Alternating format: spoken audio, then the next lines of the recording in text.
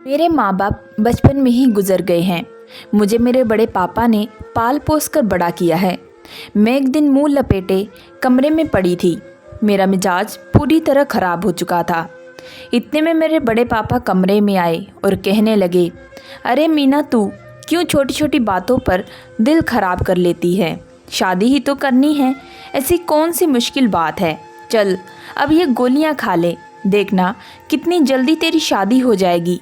मैं भी अजीब सी नज़रों से बड़े पापा की तरफ देखा। भला इन नीली पीली गोलियों से मेरी शादी का क्या ताल्लुक़ था?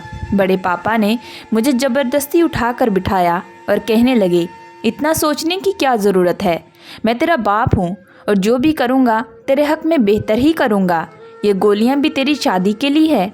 बड़े पापा की बात मेरे सर के ऊपर से गुजर रही थी, लेकिन बड़े पापा के आगे मेरी कहाँ चलती थी, इसलिए मैंने खामोशी से वह गोलियां खा ली। पता नहीं मेरी किस्मत में क्या लिखा था। 38 साल की उम्र में भी अपने बाप की दहलीज पर बैठी हुई थी, जबकि मेरी उम्र की सारी लड़कियां अब तक 4 बच्चों की मां बन चुकी थी। अब तक न जाने कितने लोग मेरा रिश्ता लेकर हमारे घर आए, लेकिन जाने से पहले वह इनकार करना ना भूलते। कभी मैं अपना चेहरा आईने में देखती तो कभी अपनी बालों में उतरती चांदनी को महसूस करके आंसू बहाने लगती। जब भी बाबा से शादी की बात करती, बड़े पापा वही 7 गोलियां लेकर मेरे पास आ जाते और गोलियां खिलाकर कहते कि देखना तेरी शादी जल्दी हो जाएगी। कभी कभी तो मुझे लगता कि उम्र के साथ साथ मेरे बड़े पापा का दिमाग भी खराब हो गया है। भला गोलियां खाने से किसी की शादी कैसे हो सकती थी? गोलियों के असर में मैं 5 साल गुजार चुकी थी। फिर एक दिन मेरे लिए शहर के एक बड़े वकील का रिश्ता आया, जिसकी बीवी का इंतकाल हो गया था। मैंने बड़े पापा से कहा कि मुझे इस रिश्ते पर कोई एतराज़ नहीं है, आप मेरा रिश्ता यहाँ कर दे।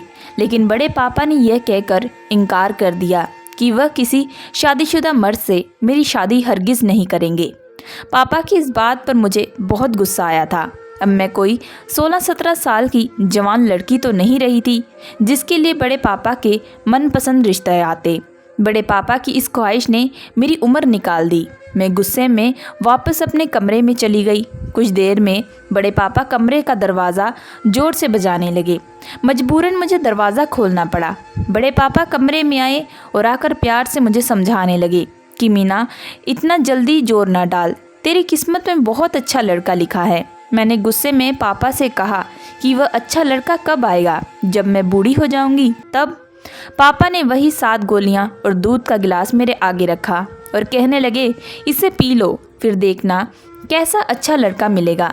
मैंने पापा से साफ साफ कहा कि अब मुझे कोई गोलियां नहीं खानी। इतने सालों से जब भी मैंने शादी का नाम लिया है, आपने ये गोलियां खिलाकर मुझे खामोश कर दिया। ये जादू की गोलियां हैं, ये तेरी किस्मत बदल देंगी। मैंने गुस्से से पापा को देखा।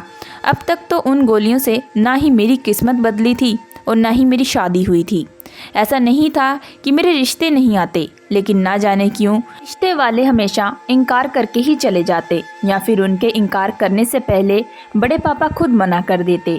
बड़े पापा ने मुझे ये गोलियां खिलानी शुरू कर दी थी तो मैं बहुत हैरान हुई, लेकिन फिर बड़े पापा ने मुझे बताया कि इन गोलियों से मेरी खूबसूरती और बढ़ जाएगी। पापा की बात सुनकर मैं खुश हो गई और दूध के साथ गोलियां खाकर थोड़ी ही देर में नींद की वादियों में उतर जाती। लेकिन 5 साल गुजरने के बाद भी ना ही मेरी किस्मत का ताला खुला था और ना ही कोई मेरी बारात लेकर आया। मेरी उम्र तकरीबन 38 साल हो चुकी थी और एक लड़की के लिए इतनी ज़्यादा उम्र में रिश्ता आ जाना बहुत मुश्किल था। मैंने बड़े पापा से कह दिया कि अगर मेरा रिश्ता ना हुआ तो मैं अपनी जान दे दूंगी। मेरी हालत देखकर बड़े पापा ने वही 7 गोलियां खिलाई और तसल्ली में कह दिया कि अब की बार तेरी शादी जरूर होगी। दूसरे दिन कुछ रिश्ते वाले हमारे घर चले आए। लड़के की बहन एक रिश्ते वाली मौसी के साथ आई थी और उसने पहली ही नज़र में मुझे पसंद कर लिया था। यह बात मेरे लिए बहुत ही हैरान कर देने वाली थी। उम्र बढ़ने के साथ साथ मेरे चेहरे पर झुर्रियाँ बढ़ने लगी। मुझे लगा कि उनका भाई शायद मुझसे भी कहीं ज़्यादा उम्र वाला होगा या फिर पहले से शादीशुदा होगा, इसलिए उन्होंने मुझे पसंद कर लिया है। लेकिन जैसे ही तस्वीर मेरे हाथ में आई, मेरे तो होश उड़ गए। वह तो उम्र में मुझसे काफ़ी छोटा और जवान था। मैं हैरान व परेशान बार बार उसकी तस्वीर को देख रही थी और फिर उन लोगों के जाने के बाद जब यही बात मैंने बड़े पापा से कही तो बड़े पापा हंसकर कहने लगे कि तेरी किस्मत खुल गई है, तुझे अब भी परेशानी है। बड़े पापा ने इस रिश्ते के लिए जैसे ही हामी भरी तो मैं भी खुशी से झूम उठी। बड़े पापा की गोलियां काम कर गई थी। बड़े पापा ने महीने भर में ही मेरी शादी की तारीख तय कर दी और जल्दी जल्दी शादी के सारे इंतज़ाम भी कर दिए और मेरी शादी होकर मैं अपने ससुराल की दहलीज पर पहुंच गई थी। मैं लाल जोड़े में दुल्हन बनी बैठी थी और यह मेरी पहली शादी थी और इस शादी को लेकर मैंने बहुत सपने सजोए थे और आज जब ये रात आई तो मैं खुशी से पागल हो रही थी। मैं बार बार खुद को आईने में देख रही थी और दिल में बहुत सारे सवाल उठ रहे थे कि मैं कहीं ज़्यादा उम्र की तो नहीं लग रही, कहीं ऐसा ना हो कि शादी की पहली रात ही मैं अपने पति के दिल में अपने लिए जगह ना बना पाऊँ, वह मुझे बूढ़ी न समझ बैठे।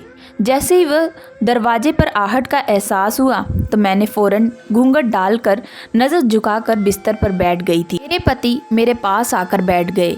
ना ही उन्होंने मेरा घूंघट उठाया और ना ही कुछ देर कोई बात की। मुझे अजीब सी घबराहट होने लगी। वह उम्र में मुझसे कुछ कम थे और बहुत ही खूबसूरत भी थे। मुझे ये खौफ सता रहा था कि कहीं उनके घर वालों ने ज़बरदस्ती तो उनकी शादी मेरे साथ तो नहीं कर दी। उन्होंने मुझसे कहीं ज़बरदस्ती तो शादी नहीं की। दरअसल शादी से पहले मेरी और मेरे पति की कोई मुलाकात नहीं हुई थी, सिर्फ हमने एक दूसरे को तस्वीर में देखा था। जब कुछ देर तक कुछ बात नहीं हुई तो मैंने खुद ही अपना घूंघट उठा लिया। मेरा सारा वजूद ठंडा पड़ गया था। मुझे एहसास हो गया कि उन्होंने मुझसे यह शादी ज़बरदस्ती की है। मैंने फ़ौरन ही मोहन का हाथ थामा और उन्हें यकीन दिलाना चाहा कि मैं सारी ज़िंदगी उनसे वफ़ादार रहूँगी और उनकी खिदमत करूँगी। वे मुझे एक मौका दे दें। मेरी बात सुनकर मोहन अजीब अंदाज में हंस पड़े और कहने लगे, तुम्हें मौका देने की क्या ज़रूरत है, तुम तो पहले ही एक तजुर्बा औरत हो। उनकी बात सुनकर मैं शर्मिंदा हो गई। मुझे लगा मैं उनसे 5 साल बड़ी हूँ इसलिए कहा होगा, लेकिन बात कुछ और ही थी। मोहन ने अपना मोबाइल फ़ोन निकाला और स्क्रीन पर कुछ बटन दबाने के बाद जैसे ही अपना फ़ोन को मेरे सामने रखा तो मेरे कदमों तले ज़मीन निकल गई, क्योंकि उनके मोबाइल पर कोई और नहीं बल्कि मैं थी और जो मंजर नज़र आ रहा था उसे देखकर मेरे कदमों तले ज़मीन निकल गई। मेरी ऐसी तस्वीर मोहन के मोबाइल में किसने भेजी थी, मैं समझ नहीं पाई थी। मैंने हैरत और आंसू भरी नज़रों से मोहन की तरफ देखा और पूछा कि यह क्या है, तो वह नफ़रत से कहने लगे कि यह तो तुम मुझे बताओगी, तुम्हारी ऐसी तस्वीर मेरे पास मौजूद है। तुम खुद कह रही हो कि यह क्या है, तुम खुद देखो कि तुम्हारी कैसी तस्वीर है, इसमें क्या नज़र आ रहा है। यह तस्वीर खुद चीख चीख कर बता रही है कि तुम तो पहले से। मोहन ने नफ़रत से अपना मुंह फेर लिया था। अगर मैंने शादी से पहले ये तस्वीर देखी होती तो मैं तुमसे कभी भी शादी का सोच भी नहीं सकता था। मैंने तो सोचा था कि तुम एक कुंवारी और सीधी सादी लड़की हो, लेकिन मुझे क्या मालूम था कि मुझे शादी की रात को ही तुम्हारी ऐसी तस्वीर मिलेगी जिसे देखकर मेरे सर पर आसमान गिर पड़ेगा। तस्वीर को देखकर मुझे पता चला कि तुम क्या हो। मैं खामोशी से उनके चेहरे को ताक रही थी। बहुत कुछ कहना चाहती थी लेकिन जुबान साथ देने को तैयार ना थी और अब मुझे समझ भी नहीं आ रहा था मैं क्या कहूँ कि मेरी ऐसी तस्वीर मेरे पति के पास कहाँ से आई। लेकिन जो भी था अब सब खत्म हो गया था। मेरी ऐसी तस्वीर देखने के बाद तो मोहन कभी मुझे अपनी ज़िंदगी में ना रखते और इस बात ने मेरी जान निकाल दी थी। पहली ही रात में सब कुछ मिट्टी में मिल गया था। मेरी आंखों में बस आंसू आ रहे थे। मेरे सर पर तो सातों आसमान गिर पड़े थे, क्योंकि मेरा पति कह रहा था कि तुम तो बहुत ही मक्कार निकली, पता नहीं किस किस के साथ। मैंने उनकी पूरी बात सुने बगैर ही अपने दोनों हाथ अपने कानों पर रख दिए। उनके लफ्ज़ मेरी रूह को छलनी कर रहे थे। मैंने लड़खड़ाते लहज़ों में अब मेरे पति को बताना चाहा कि ये तस्वीर मेरी नहीं है और ना ही मुझे इनके बारे में कुछ पता है। मगर मेरी बात सुनकर मेरे पति ने मुझे बहुत नफ़रत से देखा और कहने लगे कि तुम तो बड़ी ढीठ हो और झूठ पे झूठ कहे जा रही हो। गौर से देखो, यह तुम्हारा ही कमरा है और तुम्हारा ही बिस्तर है। तो मैंने गौर से देखा तो वाकई वह मेरा ही कमरा था। दीवार का वही नीला रंग मेरी बर्बादी की दास्तान सुना रहा था। मुझे खुद मालूम नहीं था कि मेरी ऐसी तस्वीर कब और किसने ली थी, मगर मेरे पति मेरी बात मानने को तैयार ही नहीं था। बहुत इंतज़ार और मुरादों के बाद मेरी शादी हुई थी और मेरी शादी की पहली रात ही मैं बर्बाद हो गई थी। मेरे पति ने मुझे कहा था कि मैं एक रात उनके घर गुजार सकती हूँ, लेकिन आने वाली सुबह हमारा कोई ताल्लुक़ नहीं होगा। मेरे पति की इस बात ने मेरे रोंगटे खड़े कर दिए। मैं वापस अपने बाप के घर जाना नहीं चाहती थी। मैं अपने पति के कदमों में बैठकर हाथ जोड़कर मिन्नतें करने लगी कि यह तस्वीर मेरी नहीं है। मैंने कभी ऐसी तस्वीर नहीं खिंचवाई और ना ही मैं कोई गिरी हुई घटिया लड़की हूँ। मैंने तो इज्जत से आपके साथ शादी की है और आपके साथ ज़िंदगी गुजारना चाहती हूँ, लेकिन मेरे पति पर मेरी किसी बात का कोई असर नहीं हो रहा था। सुबह के वक्त जब उनकी बड़ी बहन कमरे में आई तो मैंने सारी बात उन्हें बता दी। उनकी बहन ने कहा कि जल्दबाजी में कोई गलत फैसला करने की ज़रूरत नहीं है, सोच समझ कर फैसला लेना चाहिए। कहीं ऐसा न हो कि गुस्से में आकर तुम एक निर्दोष के साथ नाइंसाफ़ी कर बैठो। उनकी बहन बहुत नरमी से मुझसे पूछने लगी कि कैसे मुमकिन है कि किसी ने तुम्हारी ऐसी तस्वीर बनाई है और तुम्हें पता भी ना हो। तुम क्या नींद की दवा लेती हो? मैंने दीदी को बताया कि ऐसी तो कोई बात नहीं, लेकिन जब भी मैं बड़े पापा की दी हुई गोलियां खाती हूँ तो मैं गहरी नींद में चली जाती हूँ। मेरी बात सुनकर हैरानी से मेरी ननंद ने कहा, तुम्हारे पापा तुम्हें कौन सी गोलियां खिलाते हैं? फिर मैंने उन्हें बताया कि वह मुझे शादी के लिए 7 गोलियां खिलाते थे। ये बात सुनकर दोनों चौंक उठे। तस्वीर तुमने अपनी मर्जी से नहीं खिंचवाई, तो हम अभी सच का पता लगा लेते हैं। मेरे पति ने पहले तो इस बात को मालूम किया कि ये तस्वीर कहाँ से आई है और फिर उन्हें पता चल गया कि ये तस्वीर किसी और ने नहीं बल्कि मेरे बड़े पापा ने ही भेजी है। और तस्वीर में मैं अपने ही कमरे में बिस्तर पर मौजूद थी और मेरे साथ कोई मर्द भी था जिसका चेहरा तस्वीर में नहीं था। मैं बिस्तर पर जिस हालत में पड़ी थी वह देखकर मैं शर्मिंदगी से ज़मीन में गिर रही थी। और फिर जब मेरे पति को पता चल गया कि तस्वीर मेरे बड़े पापा ने भेजी है तो उन्होंने मेरे बड़े पापा को बुलाया और कहा कि मैं किसी कीमत पर इसको नहीं छोड़ूंगा, इसलिए बेहतर है कि आप सारा सच खुद ही बता दीजिए। मेरे बड़े पापा ने अजीब सी नज़रों से मेरी तरफ देखा और कहने लगे, मैंने मीना की शादी नहीं करना चाहता था। अपने इकलौते बेटे को मैंने ये सोचकर बहुत मोहब्बत से बड़ा किया था कि वह मेरे बुढ़ापे का सहारा बनेगा, मगर वह मुझे छोड़ गया।